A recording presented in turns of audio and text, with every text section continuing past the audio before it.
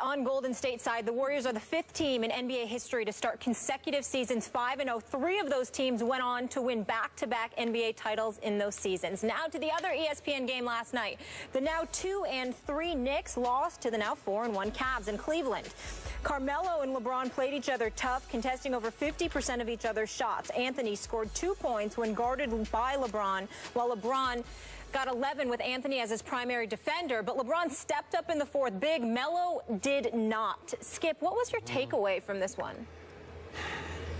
Stephen A., you love you some Carmelo Anthony. I love me some Carmelo Anthony. I know it's still early, but my takeaway last night was I was deeply disappointed in Carmelo Anthony when it mattered most. Head-to-head against LeBron James, who was mightily struggling with his shot, Carmelo came up very small for a Knicks team that I think is pretty good, or let's just say not bad. They're way better than I thought they were going to be. Are they a contender? No, they're not a contender. Could they make a little noise, maybe make some kind of run at the 8th playoff spot? Maybe. I kind of like the team. I like Porzingis. I think he's not going to be a bust. I'll go that far this early. He's 20 years of age, 7 feet 3 inches tall. He's just so long. He's skilled. He's not afraid. Just a baby, but he's got high basketball IQ. I think he's not bad. And I watch these other, Langston Galloway, you've brought him up. He's not bad. Kyle O'Quinn's not bad. Derek Williams, I never liked him before the draft, but in the role that the Knicks have him in, he's not bad. So this team had a chance last night on national television to make an early season statement at the Cavaliers. Beat them, and you go to 3-2. So you're 1 point down going to the 4th. You actually had a big lead in the game, but that's okay. You're just 1 down. Up to that point, LeBron finally made a 3 in the middle of the 4th quarter, and at that point, he was 1 for 16 for the season from 3-point range. And we saw what happened in the first half. He blamed it on the sleeve jerseys that they were wearing last night. LeBron had signed off on these jerseys. They had practiced in them, and he said, I'm good with it. But then, of course, he's got to blame something for his shooting woes, which have continued since the NBA Finals when he was a disaster. Don't go there. Well, I'm just telling you. So he tears it up. He makes a big show. I'm going to tear my sleeves. Okay, fine. He's always complained about those sleeves. He practiced in them, and he signed off. He told the league, I am good with these. So whatever. Because the league wanted him to play them. Okay. Wanted him to wear them. All right, but the point is, he was struggling mightily. You've got him on the ropes, and you let him off the ropes because in the 4th quarter, Carmelo goes 1 out of 5. He does not get to the free throw line. He's your guy. He's your $23 million man. We all know that. He's your max guy. He should be at age 31, still at the backside of his prime in his 13th NBA season. And you just got to play a little bigger than that against the best player on the planet, your close friend LeBron James, who wasn't great in the 4th quarter, but he was way better than Carmelo because he goes 3 out of 8. He did get to the free throw line and made 4 out of 5. He made things happen. He played with much more energy and urgency than Carmelo did in the 4th quarter. Carmelo just looked dead-headed. He looked dead-legged. And he hasn't been great in the other Knicks games this year. I know Kawhi Leonard did a number on him at the Garden. He does that to just about everybody. But Carmelo had the one outburst at Washington. He scored 37. Other than that, the Knicks have kind of won in spite of him or been decent in spite of him. I need to see more because I think this team is looking for him to lift them just one more level up. And it has a chance to at least be respectable this year if he's what he should be. He's that guy. He's a top 5 scorer in this league and a clutch player that he's been in the past. I'm just not seeing it yet from Carmelo the way this team is looking to see it from him. Your thoughts? Well, in all fairness, not am I.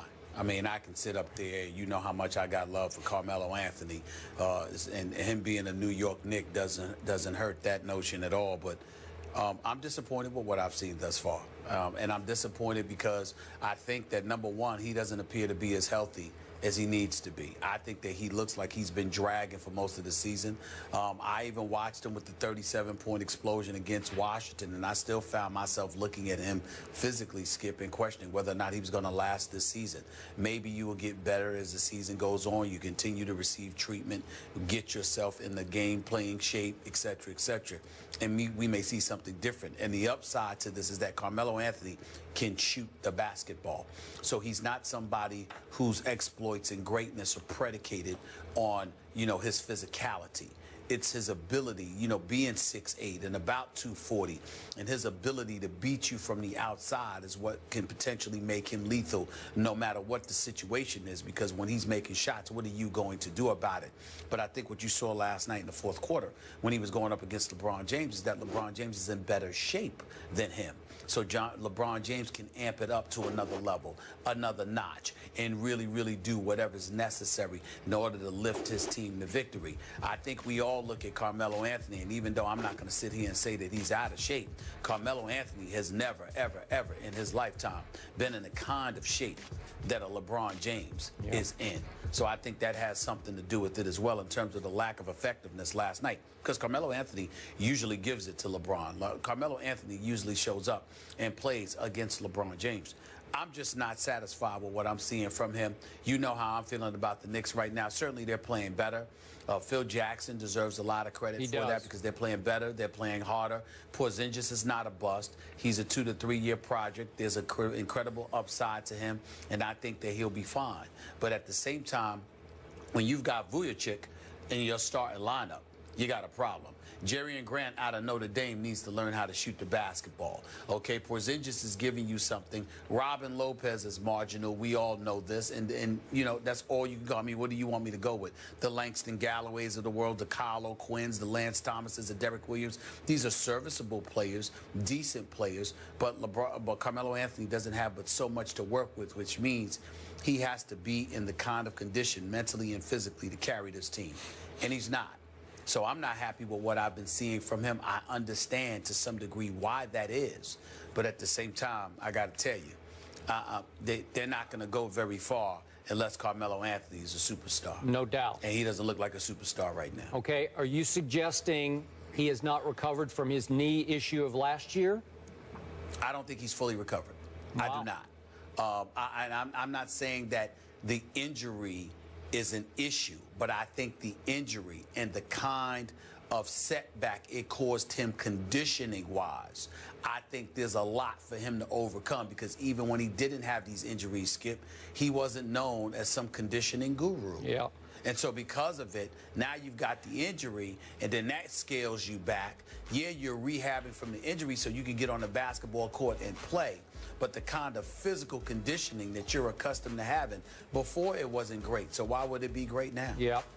Stephen A., my fear, and I'm hoping against hope this is wrong, but my fear is that Carmelo has been beaten down by such losing with the Knicks that they've lost so much that he's starting to lose his love for playing basketball, where you just get so tired and you look around at the 20-year-old next to you and the guys you just listed and you're saying, we don't really have a chance. So you lose some heart for it. You lose some zest for going out and competing every night, because you start to think, even at my greatest, I can't lift this team up. Well, let's put it in let's just put it plain and simple. Carmelo will never admit it because he's too classy to do so. But he knows this team is subpar, to be kind. He knows that. He knows he's not playing with a championship, a squad with the potential for a championship. But at the same time, Carmelo loves his money. In an ideal world, he would love to make his money in New York City while they're winning.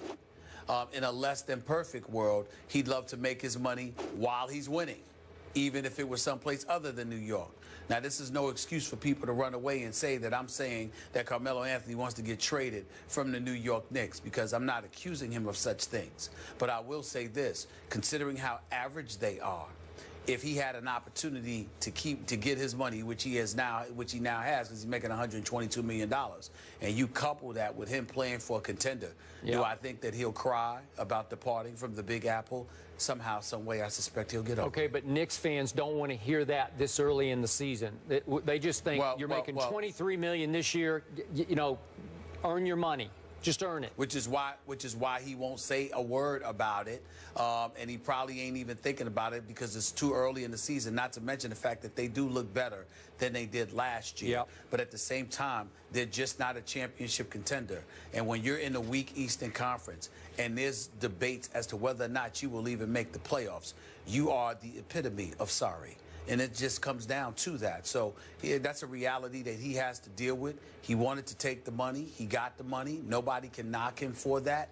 But the price that came with that was staying with the team that's ions away from being a championship contender. And he's going to have to deal with that. And so are New York Knicks fans like myself. As sick to my stomach as it makes me for this team not to be competitive, I have to hold on to a little bit of hope. They do look better than they did last year, and they are playing harder. So I'll give them credit for that, but that's about all they're getting from me. All right, we'll leave it there. Friday, the Knicks host the Bucks at the Garden, and the Cavs are at home again against the Sixers. Tony Romo back at practice with the Cowboys. We're talking about practice. Don't miss Skip's interesting take on Big D's franchise. It better be good. Better be real interesting. You're going to get me interested? That's next. Can you live up to it? Yes. Watch.